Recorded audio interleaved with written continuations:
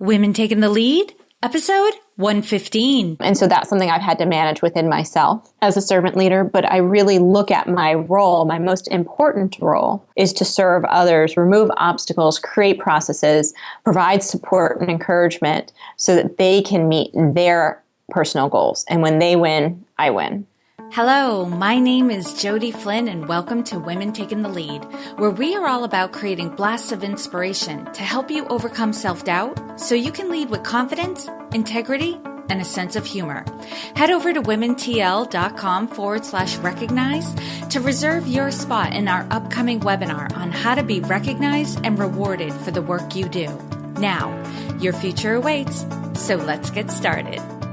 Hello, everyone, and thank you for joining us today. I'm here with Laura Novak Meyer, who is the owner and founder of Little Nest Portraits, a luxury boutique brand of photography studios specializing in family portraiture. As an independent photographer, Laura built Little Nest as a way to meet customer demand in an underserved niche of the market. Today, Laura is one of only 3% of women business owners to grow her company to more than $1 million in revenue. Little Nest Portraits is now an emerging franchise company staying true to its leaders' core values, vision, and passion.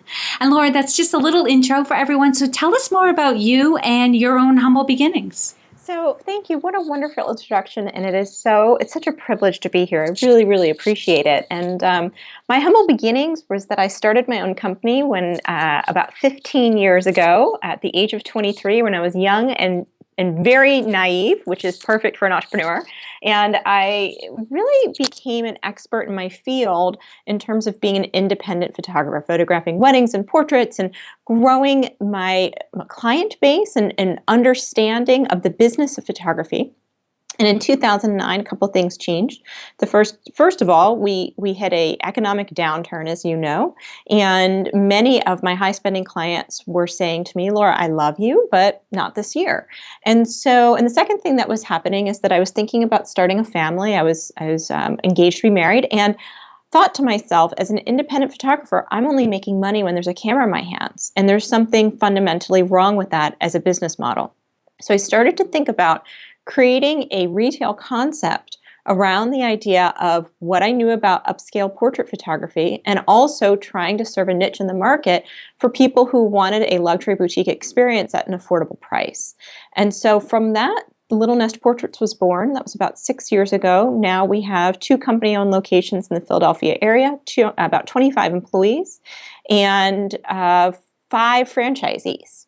So it is very exciting to have seen that concept grow. And I know you had mentioned, Jody, that when you look at my bio, it looks as though we've grown very fast. But I like to joke with people that I'm a 15-year overnight success. I love that. Yeah. It really, it has been a very slow and laborious process of deeply understanding the industry and the customer base, and then growing it and scaling it and learning how to incorporate that with retail operations.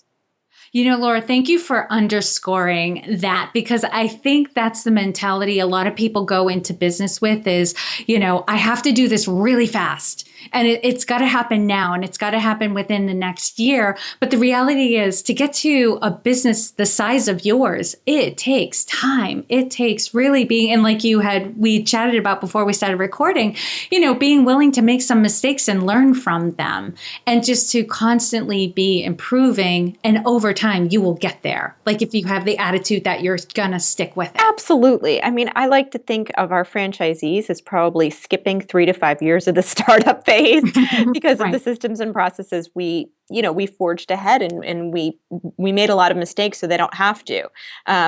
But ultimately, no matter what kind of business you start, it does take work. I don't know if I love the word hustle, because when I hear the word hustle, I feel like there's imbalance in that word. And so that word does not resonate with me personally, because I think it requires balance and self-mastery to grow a business and become a true leader. But at the same time, you do have to be up for what it's going to take. And what it's going to take is really different for each person. And sometimes you could even have accelerated growth, right? So you might even get to $1 million very quickly, but can you stay there? Do you have the mindset and the leadership to stay in that role? That's even more difficult. So it's no matter what it is, it's rarely easy.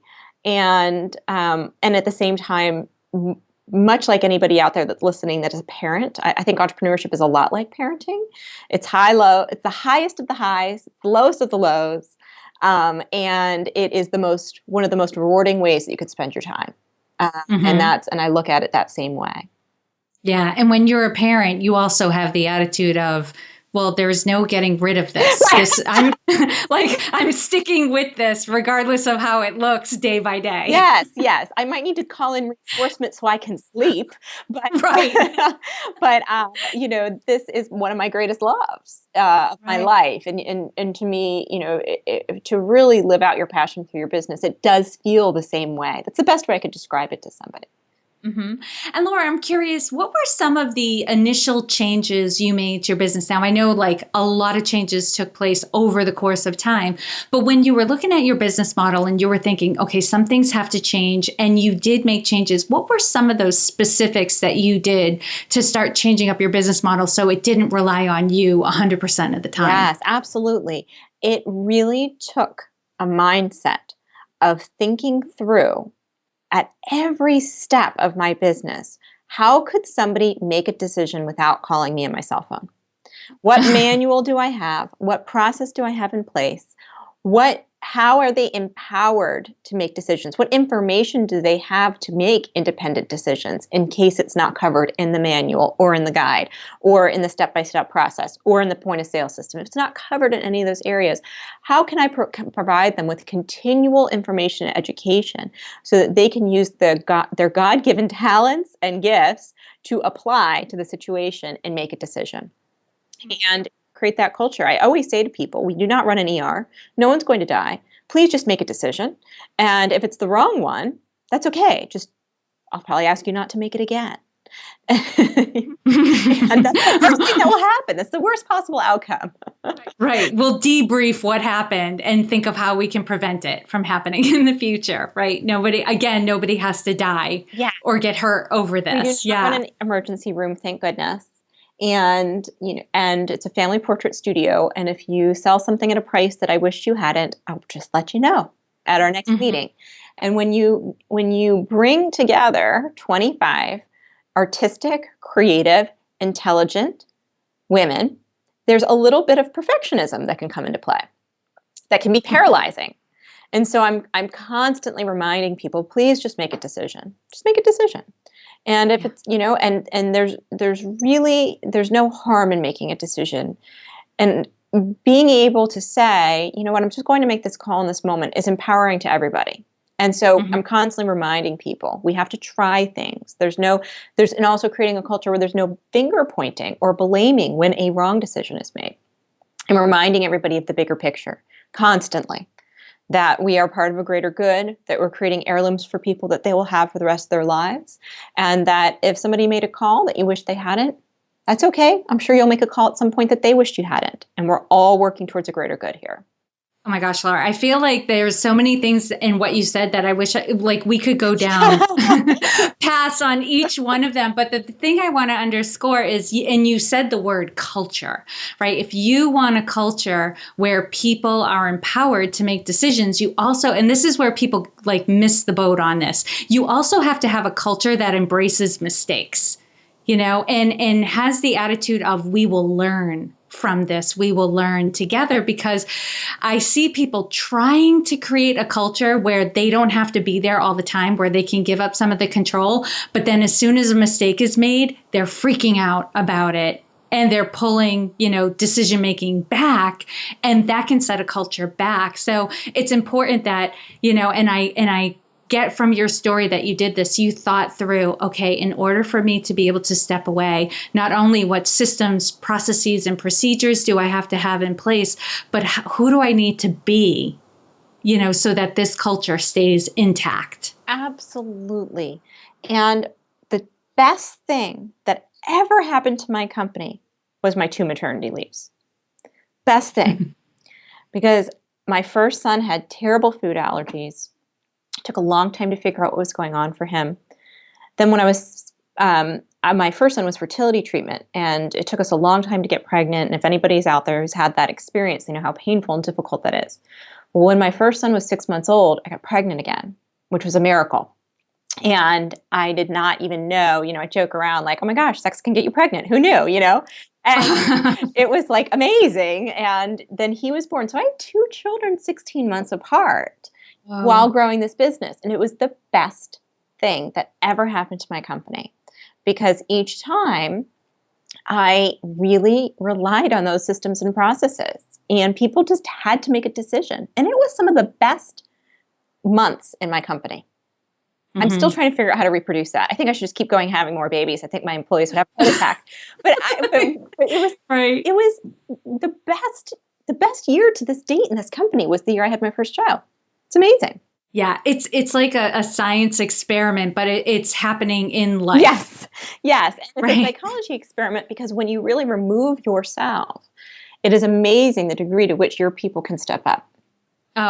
Oh, yes. I've seen it happen so many times, because a lot of times when there's a distinct leader in the room, everyone kind of like falls into a role around that leader. Yes. But when that leader's gone, it's like there's got to be a shift. Who then steps up? Yes. Do they go about it as a team? Do they name a leader? Not that any one way is better than another, or every situation calls for something different. But it's amazing when you do take the leader out of the picture that people do step up, and they're very capable. It's just they were deferring. Yes. While the leader was around. Awesome. All right, Laura, I'm going to proceed because I have questions I have to ask you. Yes, please do.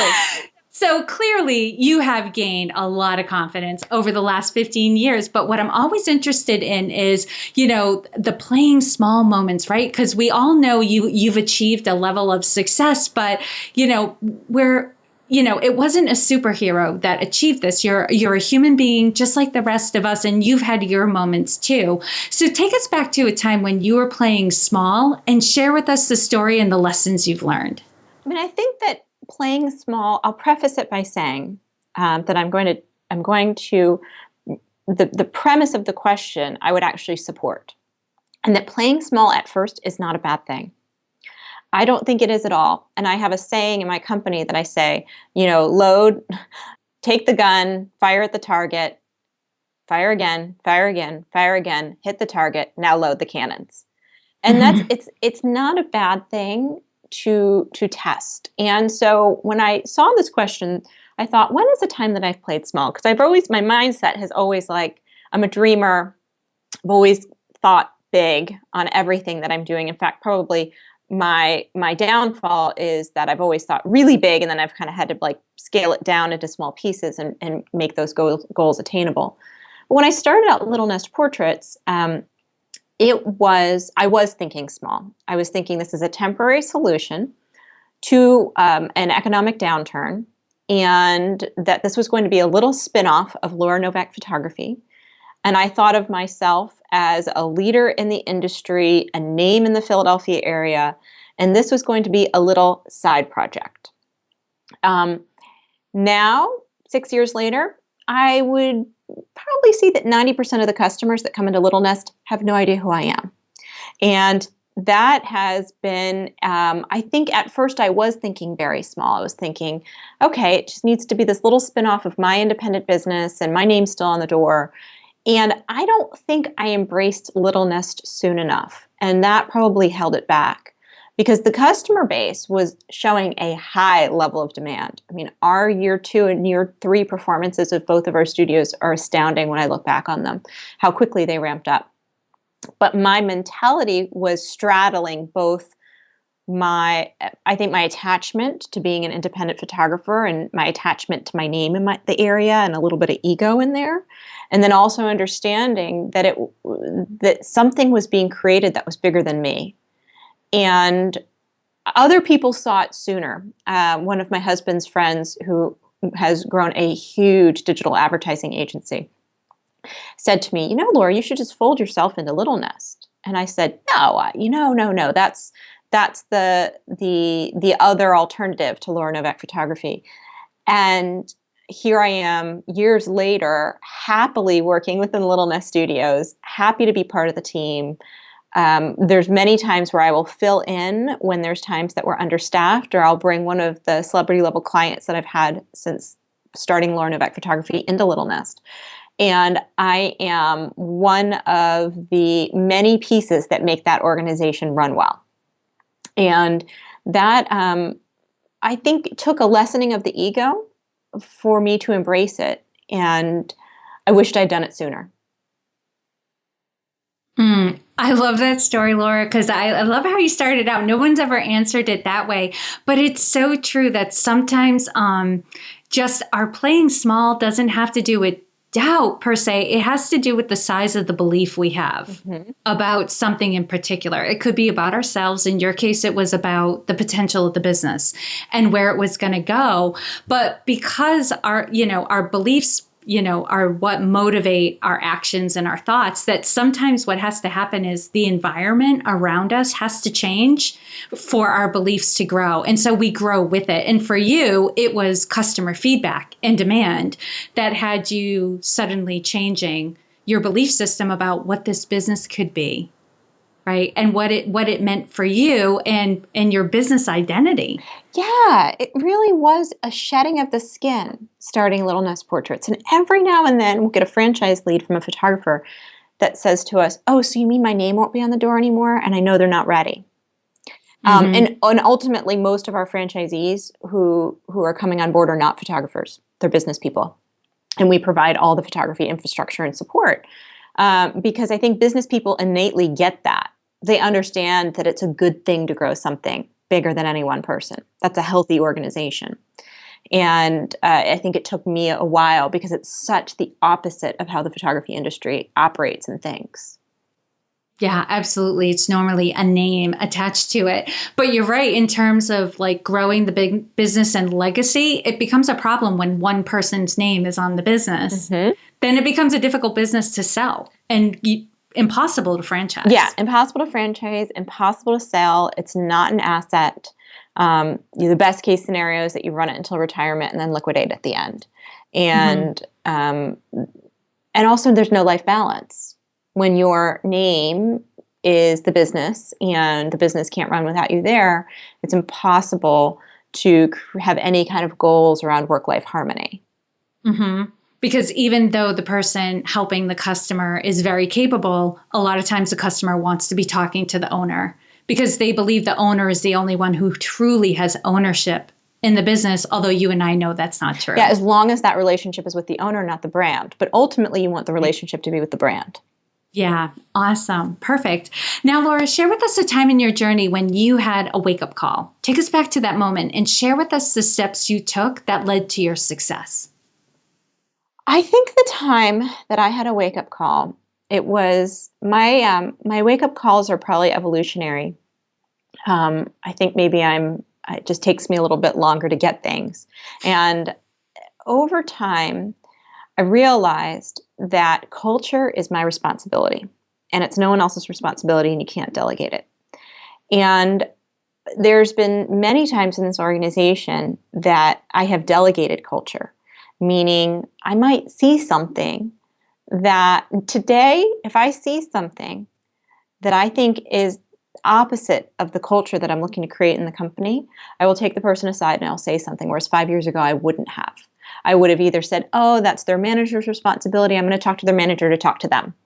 Or I would say, "Well, that's just their personality." I would make excuses for not taking responsibility for culture.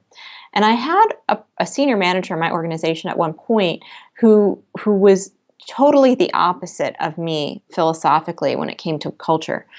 And I really let that person, I delegated the culture to her.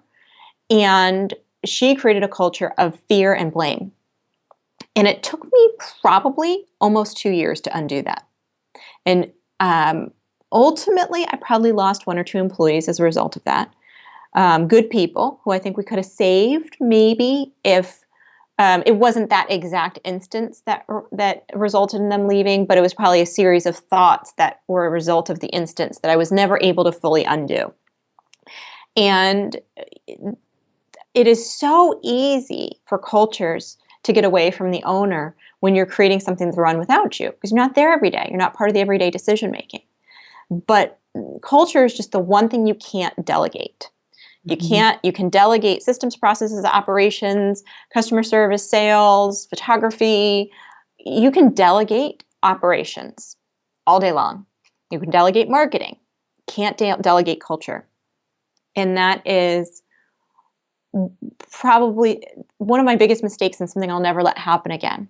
So if a franchisee is really stressed out and they're snapping at people, which can happen sometimes, I'll call them and say, can I help you? Is there something going on for you that I can talk to you about? Can I be there for you in a different way? And I have to let you know, I'm afraid that the way that you're acting is going to get in the way of your success.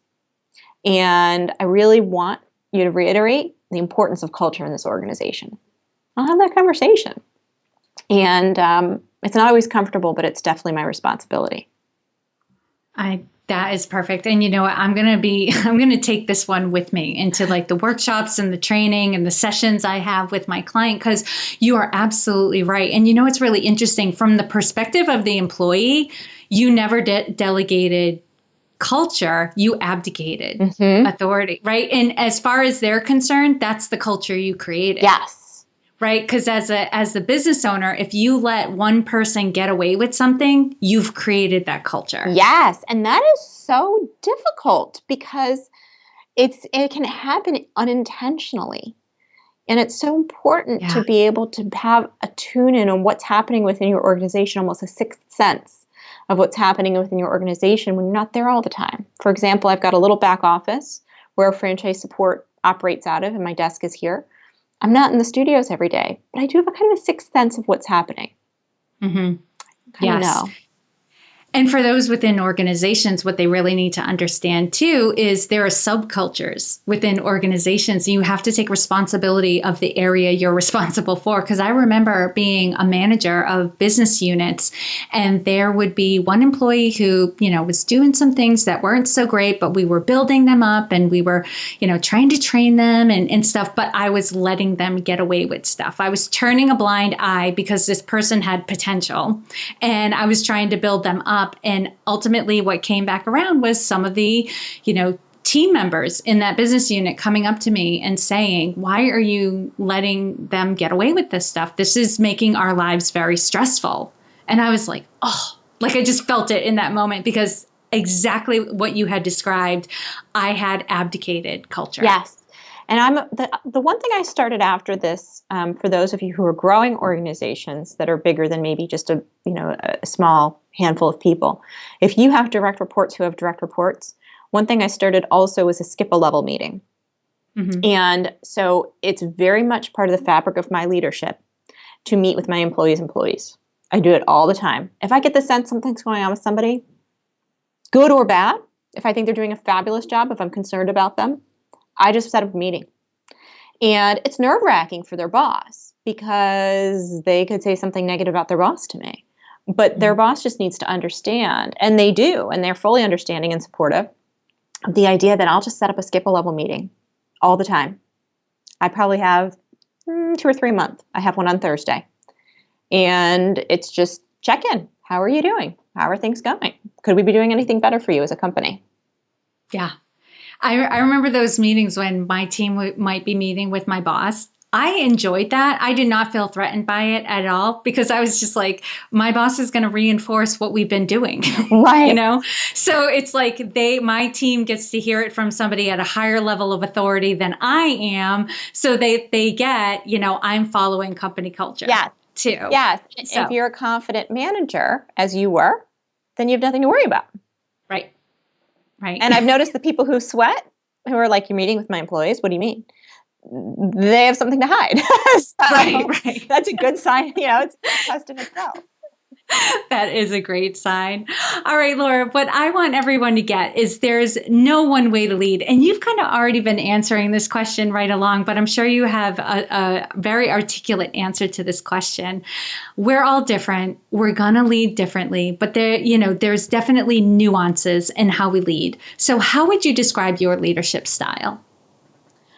I would definitely pro- uh, describe my leadership style as humility through service. I am always asking other people what I could do to make them more successful. And that's actually one of the reasons why I really like being a franchisor. It's a good fit for that. I think sometimes franchising has a negative connotation because it can be a little bit like a parent-child relationship when it's not set up right. But when it's set up right, it's set up through servant leadership. So setting lofty goals and serving other people towards meeting those goals. And that's definitely part of the fabric of my style. And that has advantages and it has disadvantages. Sometimes with a servant's heart, you can get a little bit bogged down by other people's concerns or issues. And so that's something I've had to manage within myself as a servant leader. But I really look at my role, my most important role is to serve others, remove obstacles, create processes, provide support and encouragement so that they can meet their personal goals. And when they win, I win. Yeah, and I can tell in everything you've said up until this point, you take it very seriously. Yeah. I mean, franchising, it's an investment. It's a huge investment. So I take that incredibly seriously. And I take the fact that I take a lot of responsibility for the people with my organization. I think it's something that maybe is I want to say unique to women, but probably particularly true for women, is there is something maternal about having people in your organization that you feel responsible for. You feel responsible for their success and for their development and for them to find joy outside the home. And that's something I really believe in. Yeah, I think you're absolutely right. I don't have kids and I feel very maternal. Yes. Towards people I know are counting on me or I'm supporting and I'm leading. I want to take care of them. That is a very maternal quality. So I love it. And Laura, what is one thing that you're working on right now that you're really excited about? The franchising is just so exciting. It's exciting to see this. It's really thrilling to see the systems and processes working so well. That's very exciting. For example, we have extensive online training for onboarding photographers. And every time I have a critique, I think, okay, this is working. You really see the training showing up in their photography, which is so exciting. So just overall, franchising is really exciting. But for me personally, I'll say I'm very much moving into that founder to CEO role. And I am really learning and getting pushed outside my comfort zone, and it's a good thing. So I'm learning strategy. I'm learning how to run strategy meetings. I'm learning how to lead an organization that has a purpose backed by a plan and the strategic planning process. And for somebody who, I already spent most of my years as a photographer and really understanding what it's like to be a photographer. It's a stretch and it's exciting and fun and challenging. Yeah. I bet, especially getting to that, because I can hear it. You're at that next level of leadership where you're more the vision, the strategy, and the best thing you can do is to get out of the way of the day-to-day. Yes. And manage myself. Right. Yeah, manage myself, because when you move from management to leadership, and I'm not out of management by any means, but I have people who do majority of the management in my organization at this point. When you move from management to leadership, it's about self-mastery first. Then it's about leading others. And that's something I'm also learning. And it's fun. There's so much creativity in leadership. It's an honor and a privilege, really. Perfect. All right, Laura, now I'm going to do a quick leadership roundup. Okay. So tell us, what's one practice you have that helps to make you a better leader? Meditation and prayer. And what is one book that you would recommend to a woman to help her develop her leadership? Brené Brown's most recent book, Rising Strong. I had everybody in my company read a chapter of that. Oh, I love that book. And it's a lot of what you were talking about too, where can you be okay with your mistakes? Can you rise from there? And can you be authentic? Yeah, I love that. Yeah. And of course, even as you asked me the question, I answered it with a question mark because I've been talking so much about her books lately that I feel like I have them out of order. But yes, Rising Strong was the last one. Perfect. Laura, what advice would you give your younger self? Don't take the bait when people try to hand you negativity. So I think as an empathetic and compassionate leader, we sometimes buy into negative feedback. And there's a difference between somebody providing information or knowledge or even opinions and projecting negativity onto you. And the more you grow in your organization, the more likely that is to happen.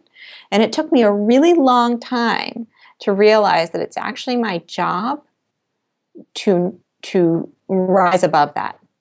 Mm-hmm. And that took me a long time.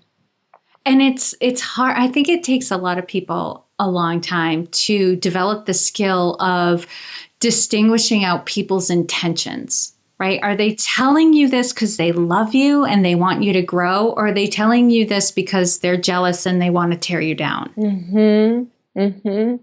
Yeah, without even maybe meaning to or knowing it.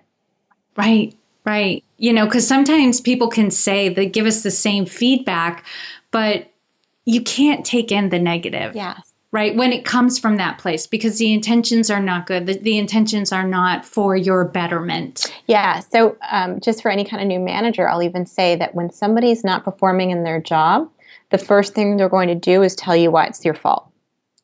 Mm-hmm. And it took me a long time to learn that. Now, 3-4 weeks in, somebody's thinking, they start blaming one of the managers. I'm like, oh, no, that happens. Don't worry about it.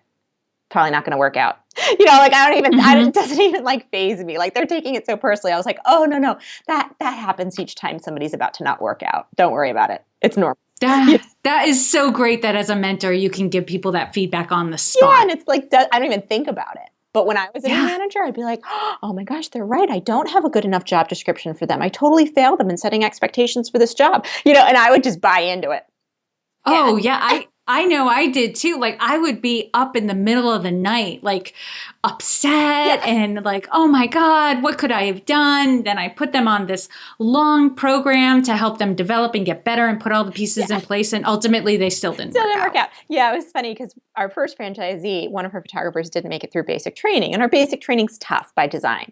And right when she started blaming the franchisee, who is one of the loveliest people I've ever met in my life, I was just like, oh yeah, that's bad. She's probably not going to work out. I didn't even, she's like, really? And I was like, oh yeah, it has nothing to do with you. Once she's in that stage where she's blaming you that she's not delivering, unfortunately, there's probably not that much hope for her. And it was just so funny. It was such a natural reaction. But like I said, 10 years ago, I would have swallowed it whole. I would have just completely bought into the fact that it was my fault, that my systems weren't good enough, or my training wasn't good enough, or my job description wasn't good enough, or my instructions was, I would just go for it, right in. And now I know, okay, this is part of what happens.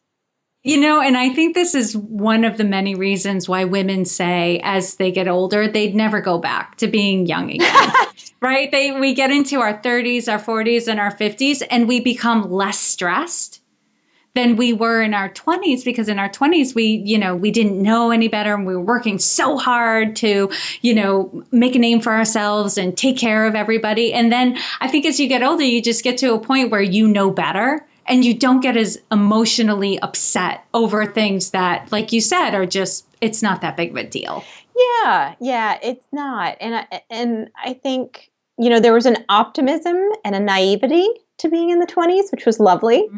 And I think, there's never a negative to anything that is, we might consider a weaker part of ourselves, because there's usually a strength in there somewhere. And the idea is to carry it with you, right? Or to be able to tap into it when you need to, versus write it off as like, oh my God, thank God I'm not there anymore. And I think there's a part of me that still every now and then I need to remember what it was like to just start a business. It's been so long for me. When I see other people going through it, I really try to put myself back there so I can empathize. And then there's something lovely about having 15 years of experience to tap into as well. Right. Balancing it out, Yeah. having that experience as your foundation, but, still trying to keep some optimism and, go into things a little naive even. Still today, there are some things, that I'm like, I'll learn as I go, but I'm not going to get all stressed out about it right now and learn about all the problems, because then I won't make a move. Right. I won't move forward. So it's nice to kind of still come from that mindset of there's still a lot to learn. Yep. I love it. All right, Laura, share with us a success quote or a mantra and why it has meaning for you. One thing that I try to repeat a lot in my head is just something that is my own mantra that I made up, which is peace in my heart, wisdom in mouth. So I really try to have peace in my heart. If something's unsettling, I try to figure out what is it about what's happening that's unsettling to me. And it usually means like something will feel unsettling, but I don't know why. And then all of a sudden, something comes to light that I didn't know about like a week or two later, and so I try to sort through when I don't have peace about something, why that is and what I could do about it. And then wisdom out of my mouth. And wisdom out of my mouth means to me asking a lot of questions before I answer. If I don't feel like I have wisdom to share, saying, let me think about that. I'll get back to you tomorrow. And providing just a powerful, inspiring, positive word when I'm faced with challenges and problems. And lastly, what's the best way for this community to connect with you? I think that's just that you can find me on social media. My name is Laura Novak, Novak. But as you can see, a big part of leadership is mindset. So I set up you can drop by welcome.littlenestphoto.com, Little Nest, N-E-S-T, photo.com/leadership. And there's a complimentary download filled with gems of the mindset that I needed to shift, and one in particular that was holding me back on growing as a leader. So you can take a look at that download and see if it would be a great fit for you. Oh, that's very generous, Laura, because, I would say 90% of leadership is mindset, if not more. Yes. It's really just what are your beliefs? How do you see things will shape exactly how you perceive them and how you'll respond to them. So that's huge. So anyone listening, go and grab that, take advantage of it, because this woman has done a lot in the last 15 years and probably has a lot of good things to share.